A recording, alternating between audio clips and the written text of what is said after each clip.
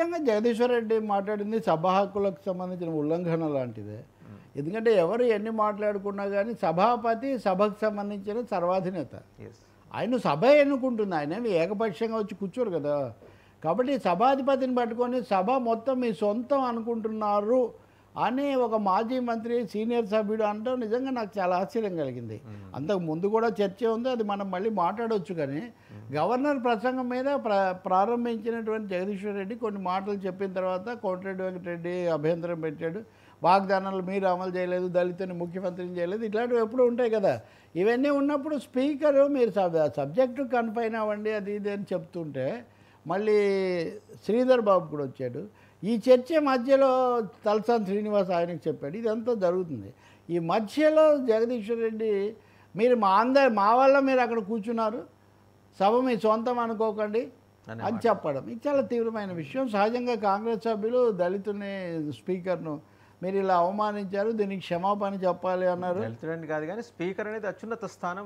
That is true, but he happens to be Dalit. ఇప్పుడు మోదీని ఏమన్నా అంటే బీసీని అని అంటున్నారు కదా, సంథింగ్ లైక్ దట్. సో అది అయిన తర్వాత మళ్ళీ వాళ్ళు బయటకు వచ్చి సమర్థించుకోవటం, మేము మామూలుగా అన్నాము దీంట్లో ఏం తప్పు లేదంటే మీ సొంతం అనుకోవద్దండి అనాల్సిన అవసరం ఏముందండి. జగదీశ్వర్ రెడ్డి కూడా అనుకోకూడదు కదా, ఎవరు అనుకోకూడదు కదా. కాబట్టి చాలా దురదృష్టకరమైంది ఈ ప్రయోగం. ఎందుకంటే మనం ఆంధ్రప్రదేశ్లో అక్కడ ఇక్కడ కూడా చూసాం గతంలో తీవ్రంగా జరిగినా, ఇప్పుడు అంతా హోరాహోరీ ఉన్న ఆంధ్రప్రదేశ్లో కూడా స్పీకర్ని అంటలా. అందుకని జగన్మోహన్ రెడ్డి గారు కూడా ఆయన లేఖలో రాశాడని నేను చర్య చూస్తాను క్షమిస్తున్నానని కూడా స్పీకర్ మొన్న చెప్తున్నారు. సో ఇక్కడికి వచ్చేసరికి మీ సొంతం అనుకోవద్దండి, మా వాళ్ళ మీరు అక్కడ ఉన్నారు అని చెప్పడం అన్నది వ్యాఖ్యానించడం బహిరంగ సీనియర్ మంత్రికి సరికాదు, దాన్ని క్షమాపణ చెప్పమని చెప్పారు. కాకపోతే దీని కొనసాగింపు యాదృచ్ఛికంగా అన్నారా, లేకపోతే నిన్న రేవంత్ రెడ్డి మాజీ ముఖ్యమంత్రి కేసీఆర్ని అన్నారు కాబట్టి దానికి ఏదో టిట్ ఫార్ అన్న పద్ధతిలో జగదీశ్వర్ రెడ్డి, ఎందుకంటే జగదీశ్వర్ రెడ్డి కూడా ఆవేశపడ్డాడు, తెలిసిన మిత్రుడే కానీ చాలా కాలంగా.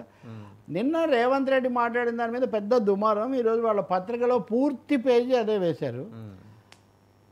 ప్రతిదీ మాటల్లో సమయం ఉండాలి, మాట తోలకూడదు, అంతవరకు అందరూ ఒప్పుకుంటారు. కానీ దాన్ని సెంటిమెంటలైజ్ చేసి పొలిటికల్ డైలాగ్ని అది కూడా ఎంతవరకు అన్నది మనం ఆలోచించాలి. ఇప్పుడు రేవంత్ రెడ్డికి స్టేచర్ లేదు, స్థాయి లేదని వీళ్ళు అన్నారు. ఈ స్థాయి అనేది ఎవరు నిర్ణయిస్తారండి? ముఖ్యమంత్రి, ప్రధానమంత్రి. ఇప్పుడు జాతీయ స్థాయిలో రాష్ట్రాల్లో కూడా all are equal but some are more equal అన్నట్టుగా అది ఎలా కుదురుతుందండి? మీరు ముఖ్యమంత్రి ఉంటే ఎంత, ఆయన ముఖ్యమంత్రి ఉన్నా, రేపు ఇంకొక ఆయన ముఖ్యమంత్రి ఉన్నా, ఇంకొక ఆయన స్పీకర్ ఉన్నా అంతే. సో రేవంత్ రెడ్డి బహుశా పదాల మీద ఆలసలో మీరు స్టేచర్ అంటున్నారు, స్టేచర్ మీద నుంచి స్ట్రెచ్చర్ మీదకి తెచ్చారు. ఈ స్ట్రెచ్చర్ మీద ఇప్పటికి కూడా దిద్దుకోకపోతే మార్చురికి పంపిస్తారని ఒక మాట అన్నాడు. ఇందులో ప్రభుత్వాన్ని అన్నాడా లేదా వ్యవస్థను అన్నాడా అన్నది కూడా అంత అస్పష్టం. ఈరోజు పత్రికలు చూస్తే కూడా కావాలని పూర్తి పేజీ వేసిన వాళ్ళ పత్రిక, సూచనగా వేసిన ఇంకో పత్రిక తప్ప ఎక్కువ మంది దాన్ని హైలైట్ చేయలేదు. ముఖ్యమంత్రి కూడా దాని మీద క్లారిటీ ఇస్తే చాలా మంచిది. తర్వాత ఆయన ఇవ్వచ్చు వ్యవస్థల గురించి, అంటే వాళ్ళు కాటికి పోతుంది, గొయ్యి తీసి పాతి పెడతాం ఇలాంటివన్నీ మమ్మల్ని అన్నారని వాళ్ళు చెప్తున్నారు. సో ఇప్పుడు మాట తూలకూడదు. రెండోది అదే సందర్భంలో దాన్ని ఇంకా పూర్తిగా ఒక పెద్ద 2 పేజీలు పెట్టి కేసీఆర్నే అన్నారు, కేసీఆర్ బొమ్మ, కేసీఆర్ పేరు, ముఖ్యమంత్రి అని కూడా మాట్లాడాలి. వాళ్ళు మైలేజ్. నా పాయింట్ ఏమంటే ఒకటి మాట తూలకూడదు. ఎక్కడైనా మాట కాస్త అటు ఇటు అయితే దాని నుంచి రాజకీయ ప్రయోజనం పొందడం కోసం దాన్ని ఏదో గౌరవంతని కొండతలు చేస్తే కూడా ఏమీ ఉపయోగం లేదు. మూడోది మనం కూడా అనేక మందిని అనేక సార్లు పచ్చి బూతులు తిట్టాము అన్న అంశం కూడా మనం గుర్తుపెట్టుకోవాలి కదా. ఎన్నిసార్లు ఇప్పుడు మాటల మాంత్రికుడే కాదు కదా, మాటలను బాగా దట్టించి బాంబులు పేల్చడంలో కూడా సిద్ధహస్తుడే కదా కేసీఆర్ గారు. అందుకని ఇక్కడ రేవంత్ రెడ్డి ఆలోచించాలి, మార్చురి అనండి, లేదా కాటికి పంపడం అనండి, లేదా ఇంకోటి అనండి. ఇప్పుడు మరి ఆయనకు స్థాయి లేదని వీళ్ళు ఎందుకు అనాలి?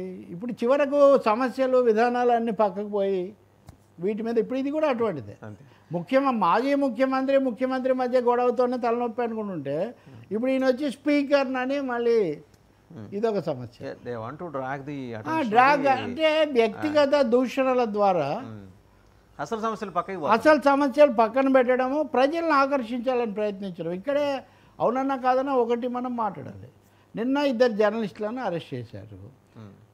జర్నలిస్ట్ని అరెస్ట్ చేయడం ఎవరో ఒప్పుకోరు కేంద్రంలో. కానీ అదే సమయంలో రేవంత్ రెడ్డి భార్యను తల్లిని అదే పనిగా తిట్టినటువంటి ఒక వీడియోను అప్లోడ్ చేయాల్సిన అవసరం ఉందా?